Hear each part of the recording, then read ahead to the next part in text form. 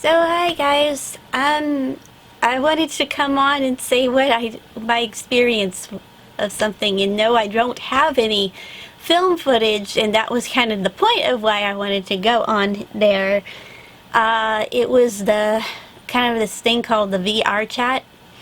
So I ended up running into, I've seen several videos of it, but one of them that really stood out to me was this YouTuber called Zora the Troll, which claims to be some sort of VA. I don't know who he voices. I don't care. I don't want to know. I want to keep the character intact if I've seen it, if I didn't or not, or it's just some random voice actor that does more freelance work and it's not as a dubbing studio or anything like that.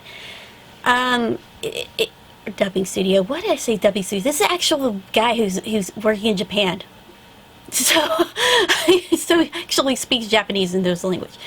Anyways, my experience with the VR chat was not as great as I would have thought as far as like what I've seen from the idolization of some of these YouTube videos of there's haha funny random stuff on there, and people who usually end up role playing.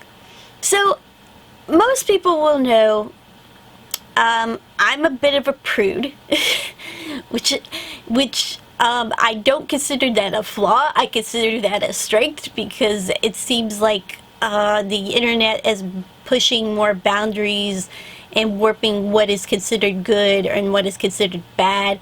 I don't know, sometimes it could be a form of grooming, who knows. There were times where I was hearing some really raunchy conversations and I was not fine with that, and then there were some people, you know, they sounded really young, I'll keep it that, and dropping F-bombs and everything, and I'm like, do you kiss your mother with that mouth? I come from a different generation, and I would say I felt very disconnected from people and the conversations that they were talking about. I ran into one person that was really nice, and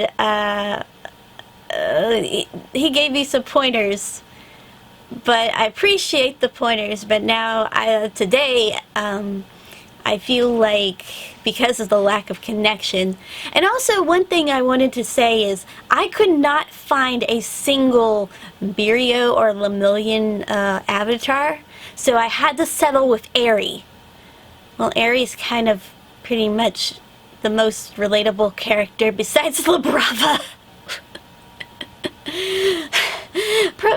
But they're both equally something, personality-wise. Well, story-wise, Labrava.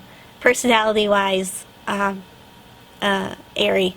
I just feel like there was just no real connection with people, and I was so incredibly shy in some of the stuff that they do in some of the VR chats with, like, you know, actual headsets, and I was like,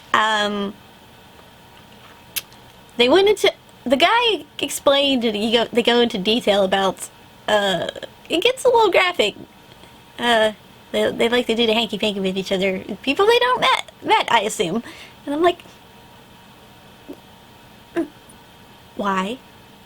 So, I came in there naively, mostly because of the ideals, and it wasn't exactly what I thought, especially with Zora the Troll. Which he has some interesting stuff on his YouTube channel if you wanted to go check him out.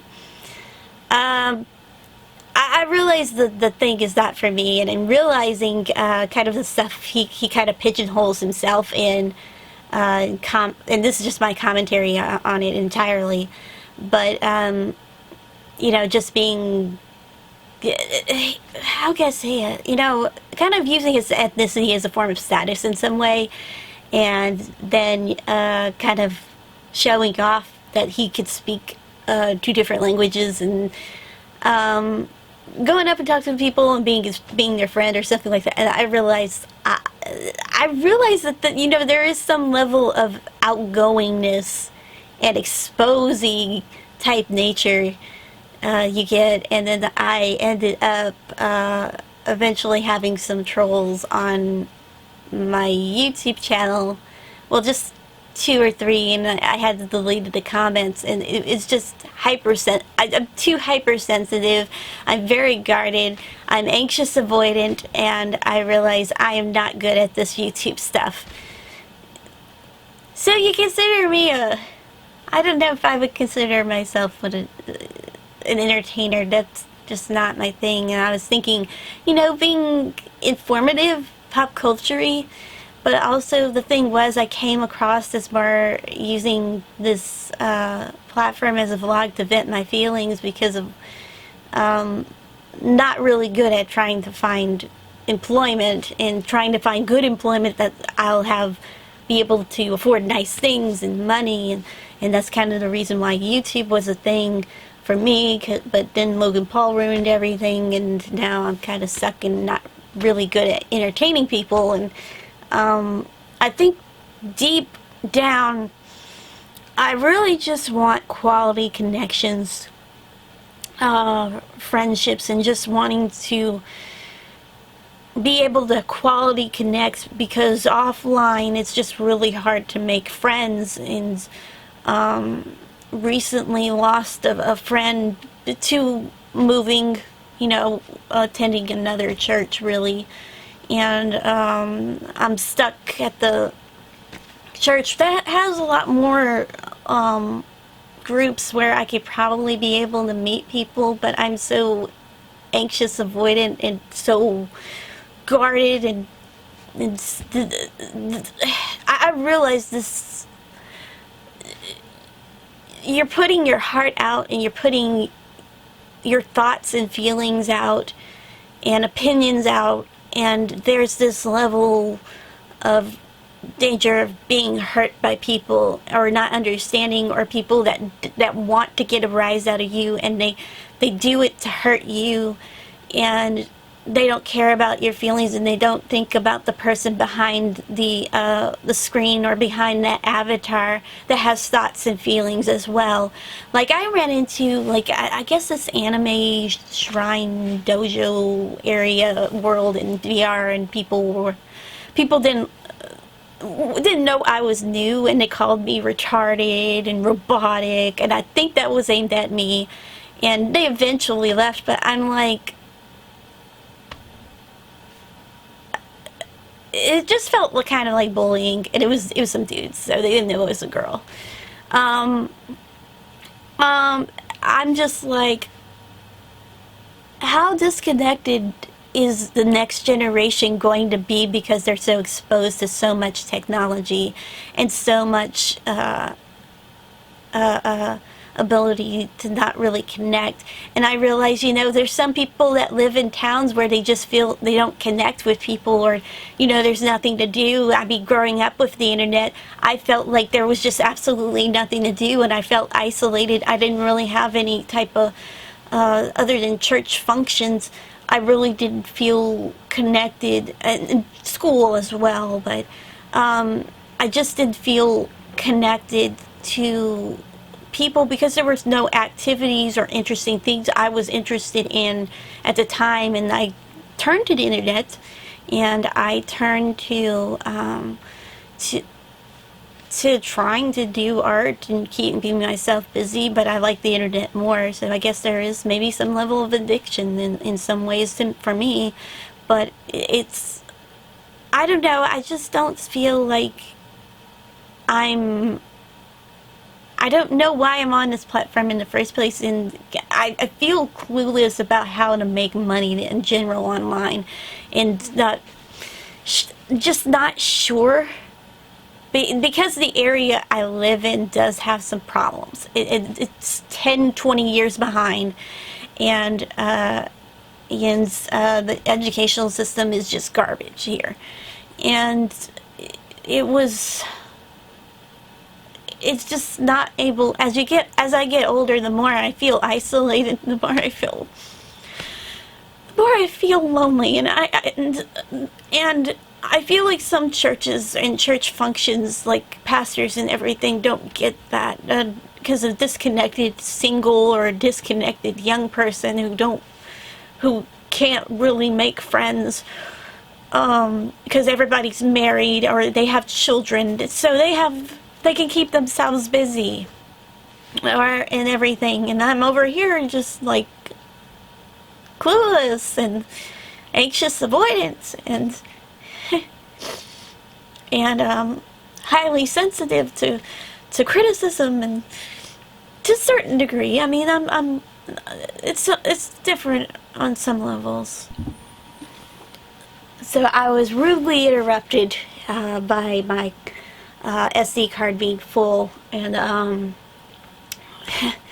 so I think this has been a recurring problem, being the anxious avoidant type person I am.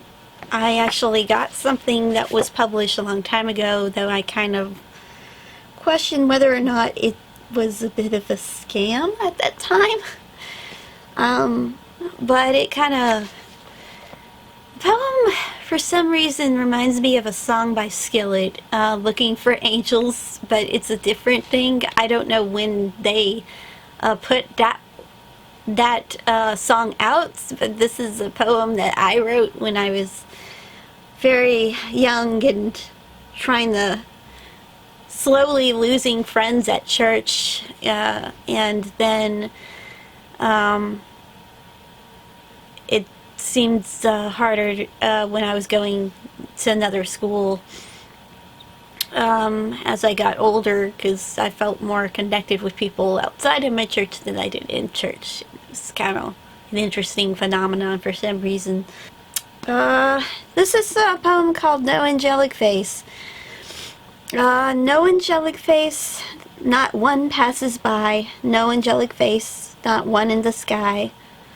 Show me my talents, show me my skill, show me the peace which I want to feel. God grant me wisdom, God grant me strength, God let me go on to the greatest length. Lord, I am weary because of this worldly race. Send this understanding being so I see the angelic face.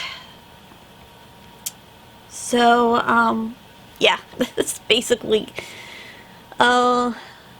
my desire to just, I really think it's just the need to be useful, but also the need to be connect. So in order to connect with people, I feel the need to be useful to people, and I think that's not a great way to earn somebody's love, or to find love, or to have a friend.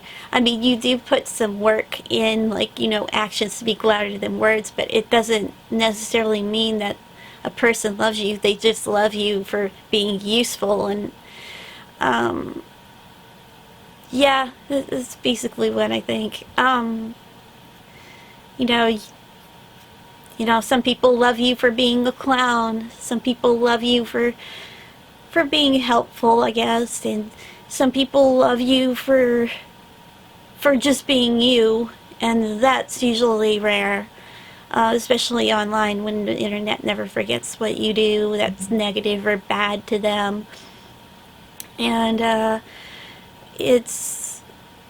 or they that don't agree with you, and that they want to pile drive you into the ground or something. Yeah, life is not fair, and people are cruel online, but in different ways. Some people are able to handle it. I think the older generation is better at handling that. But yeah, I guess my point is, I desire to connect, but I also desire to try and be able to make some income and try and change my content. But I think the thing is, vlogging is something I'm interested in, but it doesn't give as much views like it used to 10, 15, 20 years ago when YouTube was still young. It's just been kind of rough, because I'm just not funny or entertaining, and I just don't know how else to really be giving some content to people who have the memory of a goldfish. No offense to you guys. But live streaming, doing art, is probably the only thing, but I only get like 2-3 people to talk, and I just want more. I want more than that, and I guess, you know, you could hear I could hear it in the back of my mind is, you know, quality over quantity, and quality friendships and quality talks are more important than anything else. So I don't know. I wish I was more outgoing online, but I'm not. So yeah. So I'll see you guys later in the next video. Like, comment, subscribe, and share if you wish. I also wanted to say something. If you have a YouTube channel, and make this a bit brief, you know, don't worry about the people thumbing up your video or thumbing down your video. Well, mostly, I like thumbing down is not really a negative thing. It's just an upside down thumbs up, because you're getting engagement, and the people that usually do that, they'll make you feel bad psychologically if you're really that sensitive, but really it's still good, because even though I've seen some people that have negative downvotes, and they still get traction in the algorithms anyways. So if you ever thumb down a video, I just want to tell you, it doesn't hurt the person's algorithms at all. It actually helps the algorithms. Now, you may have problems with the with people's negative viewpoints on why is this is being downvoted so severely. It doesn't really matter. Well, that would matter for the individual, but, you know, never judge a book by its cover just because of the votes. Just listen to what they have to say before you make a snap judgment. And again, if you want to downvote something, don't encourage it, because you're just giving them engagement in the algorithm anyway, because that YouTube doesn't care. They want to make money too, and they want people to stay on the platform as long as they can, and that's kind of the reason. So anyways, I'm long-winded for that side note. So I'll see you guys later in the next video. Bye.